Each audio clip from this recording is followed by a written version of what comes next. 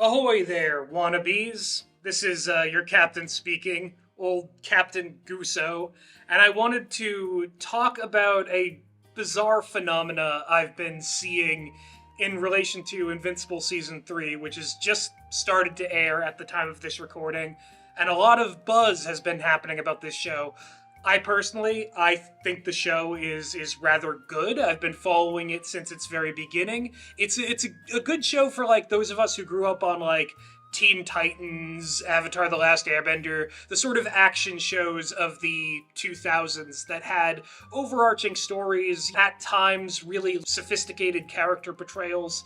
We used to watch those shows every day after school, chase those new episodes whenever they came out, and now shows like Invincible and Legend of Vox Machina, stuff like Castlevania as well, it fills this same niche of like, when we're done with a long day of work or, we've fulfilled our other obligations, we can throw on something that has fun fights, fun characters, and a serialized narrative. I also think that the audience for some of these shows, including Invincible, have strange opinions of how stories work.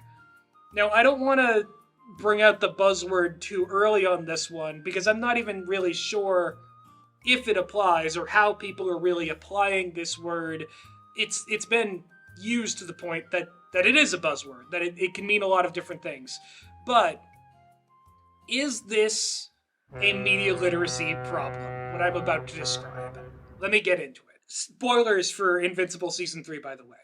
So we begin Season 3 with a conflict between Mark, Invincible himself, and Cecil Stedman, who is the Invincible universe's equivalent to like an Amanda Waller or like a Nick Fury. He's basically like a government man, a G-man who runs a intelligence agency that deals with superheroes, does organizational stuff. Basically, he's a morally gray character who does shady stuff behind the scenes in order to allow like the human beings, the average human citizen, to manage to live in this world with superheroes. So a good niche to have in any superhero-based universe, and I think Cecil fills it well. He's a very popular character, and Mark and him have had a bit of a disagreement in the show.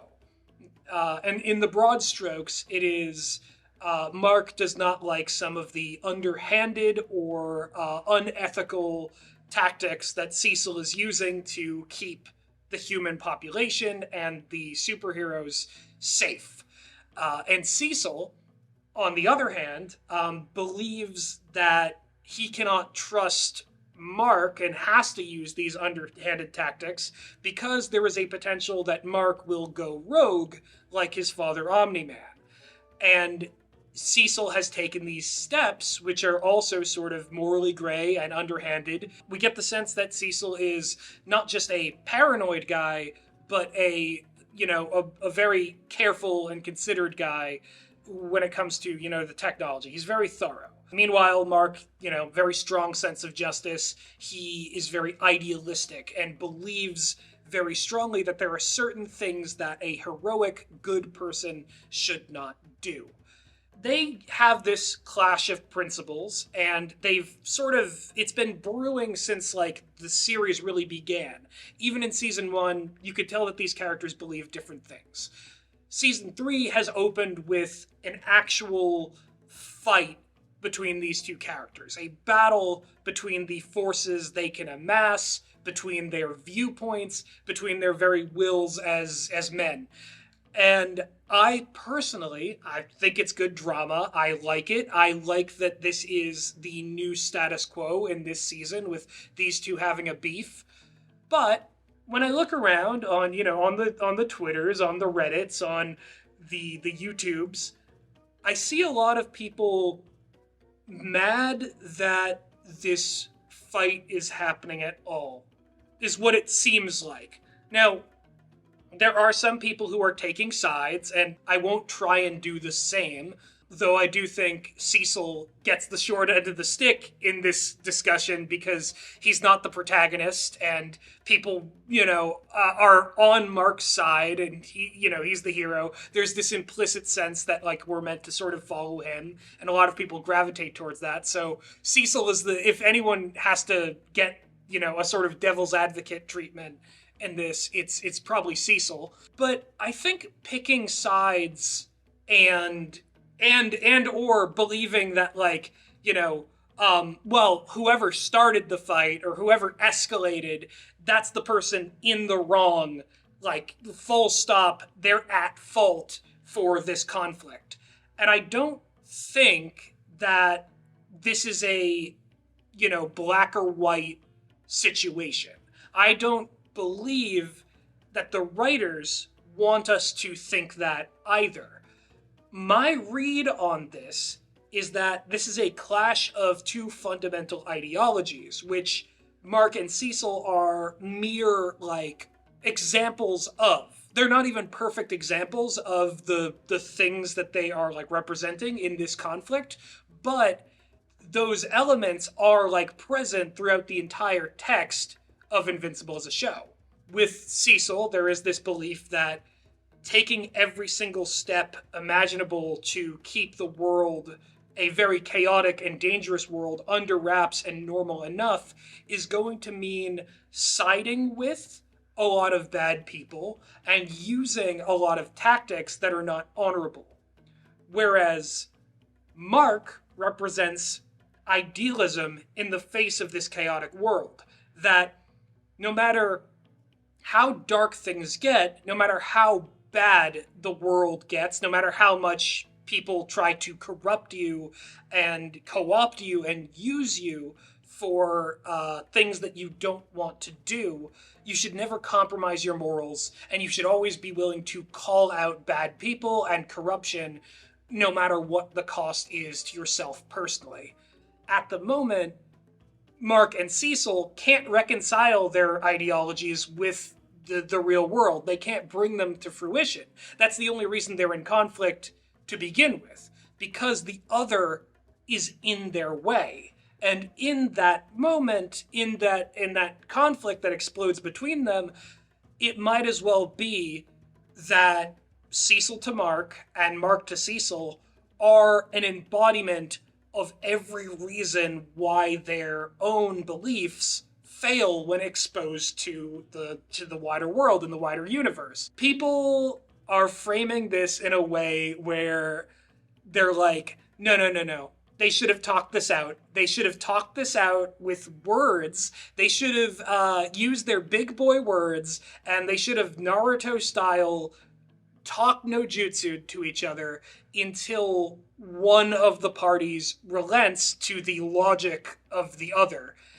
And I see this a lot, and I think to myself, that sounds boring. That sounds really boring. And I know the response is typically, oh, well, then the writers should have written it better so that the boring outcome isn't the most practical and logical one. And to that I would say two things. Number one, a writer's goal is to not make their characters as practical and logical in every situation as possible, even the smart ones. That's number one with a bullet right there. Number two, I do not, in a structural and as a viewer sense, like the idea of much longer scenes that get through the entire dialogue tree of every possible conceivable legal and logical argument for both characters' positions before they resolve in some kind of action. Good scenes will have subtext. Good scenes will move the plot forward. And there's an old adage in writing that you start scenes late and you leave them early. I do not like the idea that we have to belabor the point of every conflict between every two characters before we get to, and then the next plot beat happens. Because on a very fundamental, basic writing level, that's not how conflict should work. Every scene that resolves that isn't the very last scene in the story should set up and lead to what is going on next. There will have to necessarily be things unsaid between Mark and Cecil's positions because that's why there's still conflict after that scene. What I'm trying to say is it would be bad writing if Cecil brought up some of this stuff and Mark goes, "Oh yeah, you know what? You're right. But I've got my eye on you, Cecil," and he leaves. That is boring. That is like adhering to a status quo for no reason, and that will also lead to a redundant story beat when inevitably Cecil does something else that Mark doesn't approve of, and they do end up fighting. Writing and storytelling is so much more than what is happening in these individual scenes. You have to take into account the overall plan that these writers are going for. And I think that in this case, the writers were doing a good job. They were doing the job in making sure that season 3 begins with something distinct from the previous seasons. We are going to be seeing a season-long conflict between Mark and Cecil's ideology, and there is an interesting counterpoint to both of them in Oliver, who we're going to definitely be seeing a lot of.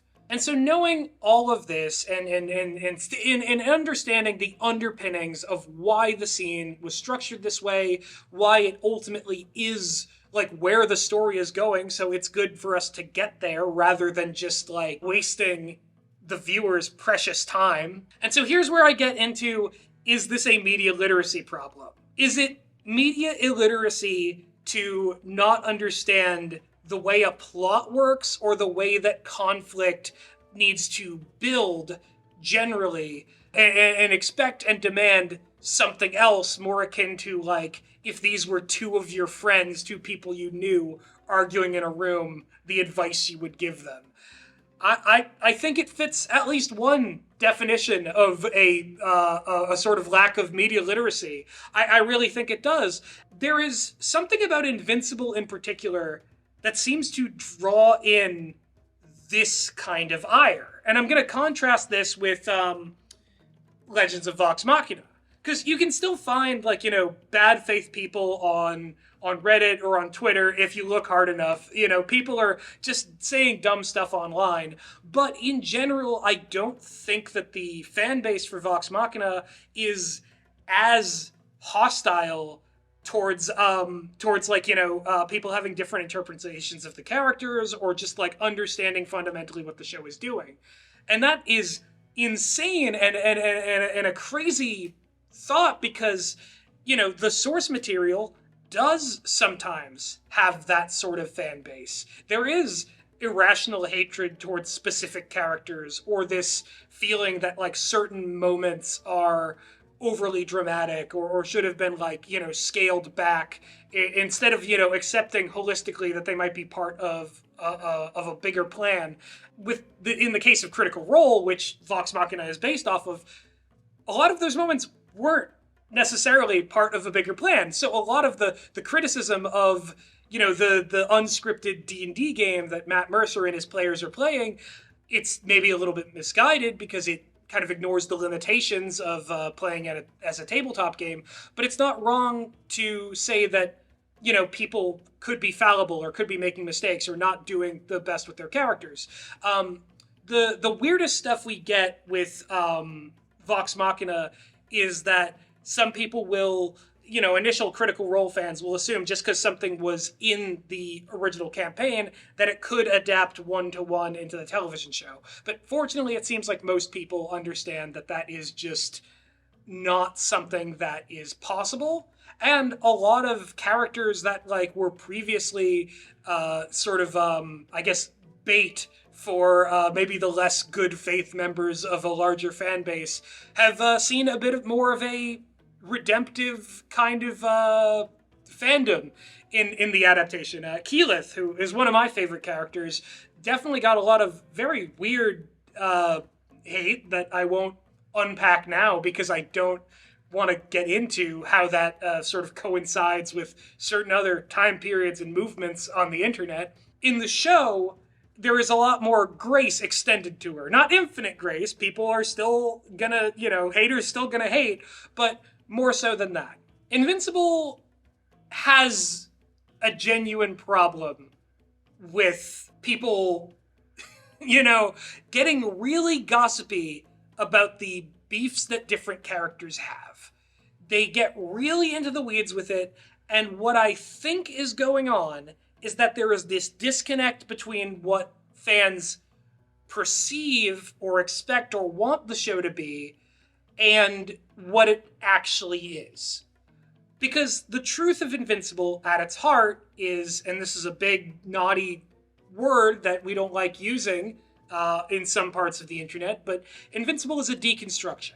It is a deconstruction of superheroes, and no, that's not just because the Superman character is a mean man who punches people harder than he should and does mean things.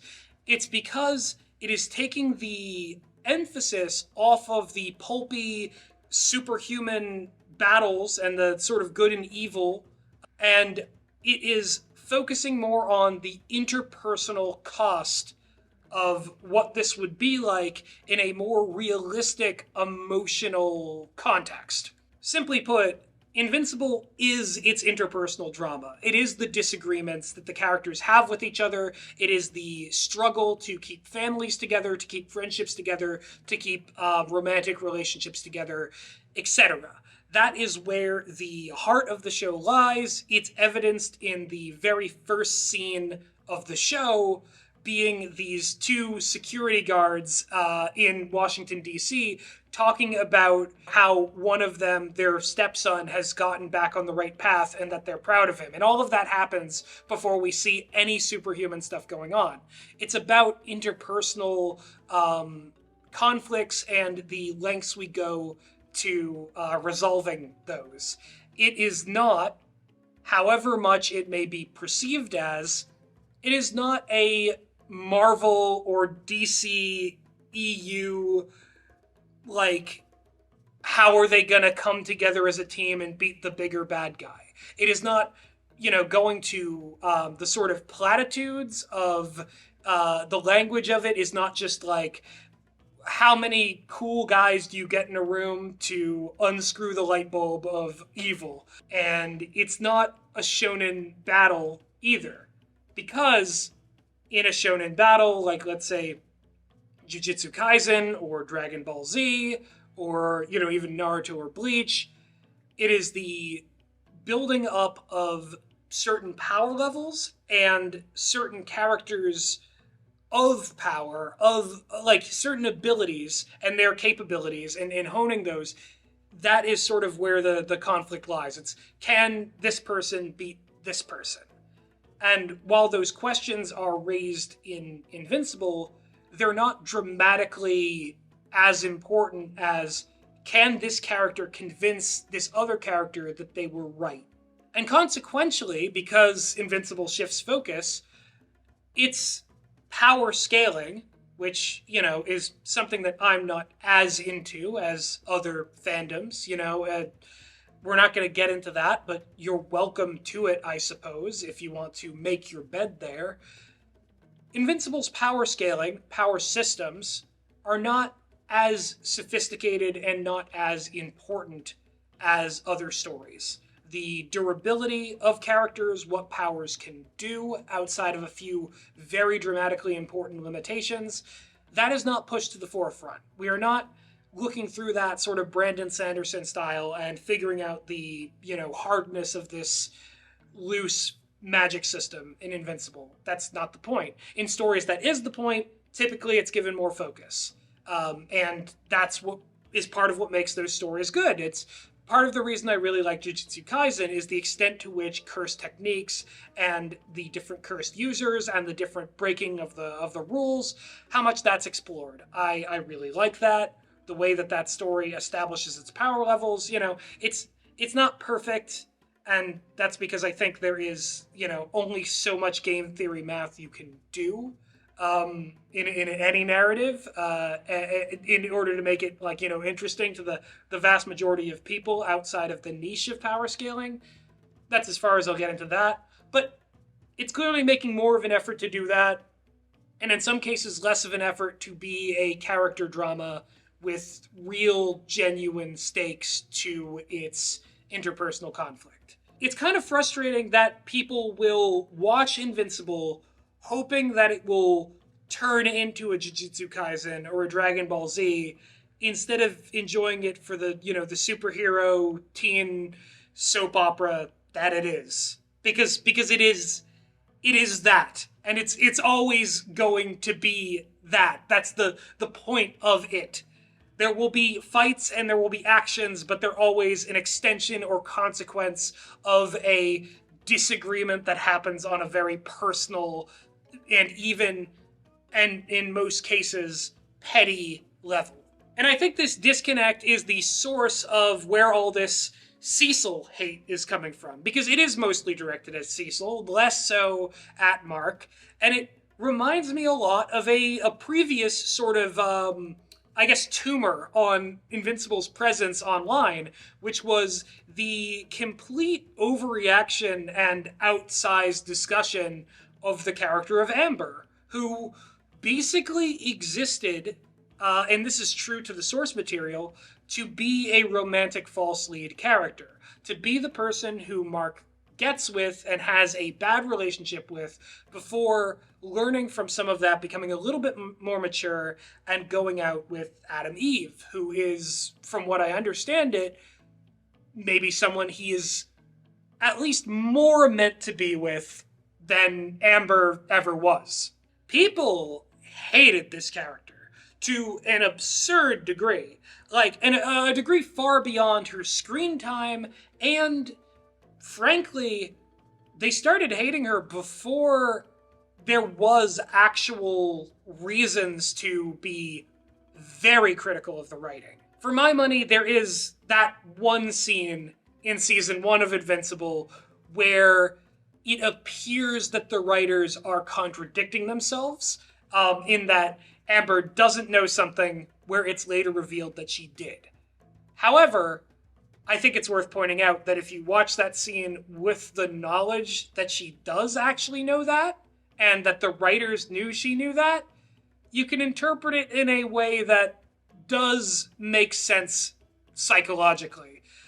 I'm not saying you have to like it, but I'm just saying it's really disingenuous and bad faith to just assume that the writers actually did literally forget and wrote a contradictory scene because of a lack of continuity or a disagreement in the writing room about how much this character knew.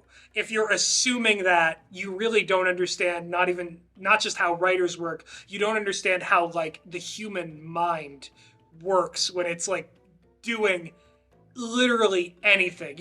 There would be notes, storyboards, the scripts for the whole season would have already been written out in advance. You cannot tell me that was a legitimate mistake in terms of the writers were working with different information at the time.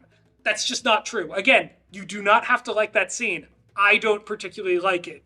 But you can't sit here and pretend that it was a continuity error. That's stupid and childish. And and that was Amber. That was Amber in a nutshell. People, didn't like a few aspects of the way that she was written, and some of them didn't like it before, and it just spiraled into this big gargantuan distraction from everything else that the show was doing. Part of it is gotta be because she is a black woman. Melanin detected. Melanin has been detected. If you believe that sexism and racism are a thing that exists in any capacity in the real world or have ever, then of course a character who is both black and a woman is going to experience one or both of those things at some point. I'm not saying it's all that. I'm not saying it's all that. You know, like, you're naive if you don't see that that's a component. You're absolutely, you've lost the plot. Like, you live in a world of cupcakes and sunshine where nobody has irrational biases, and I would love to live in that world. I would love to live in that world. Except I wouldn't, because the kind of media that world would create would be stories where there is no nuance, where characters can't make irrational decisions, where what happened with Amber and now what is being transferred over to the Mark versus Cecil debate, people wouldn't even have the liberty of being able to voice their criticisms, no matter how misguided, of something like that, because it simply would not exist. We would just have bland, boring, Hays Code, very clear good guys and bad guys, no philosophical debate or ethical quandaries to chew. And I think beyond the, like, Invincible's supposed genre placement, or people's, tendency to sort of hate a character and build a sort of anti-fandom around any particular character, I think the real issue is maybe the fault is in all of us, because there is a part of everybody who grew up with Teen Titans who still expects Invincible to be the Teen Titans of this day and age. If we're being honest with ourselves, there are elements of Teen Titans that Invincible is a better show, or at least a different one, for not taking forward or taking inspiration from. A lot of the conflicts in Teen Titans, no matter how engaging they might be, were localized to singular episodes. There was serialization in the show, but not as much as you'll really think when you go back and watch it. A lot of these episodes stand on their own, and that means no matter how at odds the characters are with each other, no matter how serious these debates get, they are over by the end of the episode, and the status quo returns. Like, there will be episodes where Raven will experiment with, like, dark magic and get infatuated with some sort of evil, corrupting influence, and she'll be done with that by the end of the episode. There will be episodes where, Beast Boy, he hulks out and he gets, like, kind of toxic masculinity, testosterone poisoned, because, he's doused with chemicals and he wants to sort of, be a man, be a beast, or whatever. And that whole storyline ends at the end of that episode. So he only acts unlikable and out of character for one, sort of small 30-minute chunk out of a much larger show. And that is just not the case with Invincible. When something happens to Mark or Robot or Eve or Cecil or any of the characters, Omni-Man even, it continues for a while because it is part of the reality that they're living. There is no status quo in Invincible that the characters are going to snap back to.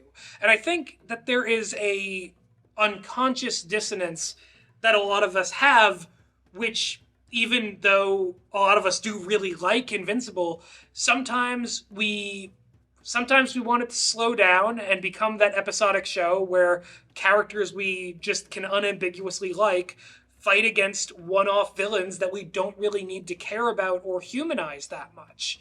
And I get why that is, It would be easy for me, and I feel like I've done a good job of not doing this, to just go, these people are media illiterate, and that's why they because sometimes I am these people, The world is full of pressures that bear down on us. That we have so many obligations that take up our time. And, it's not like we don't live in a world of calamitous things happening just about every single day, that once something is set into motion, it won't continue to cause problems down the line. The problems that we have as people between our, like, friends group and our families and the people around us in our local communities and the wider problems of the world at large, those things are not going to end. They're going to just keep changing, and there will never be a neat, tied up solution in sight. And that's why sometimes we want media where there is that neat, tidy ending. We want to be able to turn on an episode of anything and get a neat little, oh, okay, yeah, so that's a conflict maybe I've faced, but in this case, we get to sort of resolve it and then freeze time at the resolution. And then we come back to the show and we're tackling a completely different problem because, that much is said and done. And I don't think people are wrong for wanting that. I don't think people having an outlet for that is inherently a bad thing. And I don't think media that gives that to people is something that should not be sought out and that people who want to make it shouldn't make. I'm not going to sit here and be like, if you like cozy fantasy or like, powerful isekai anime protagonists, or you want to watch Goku fight the 5th in a row strongest man ever over the course of 100 episodes, absolutely be my guest. I don't have to have the same taste in media as you. You don't have to have the same taste in media as me.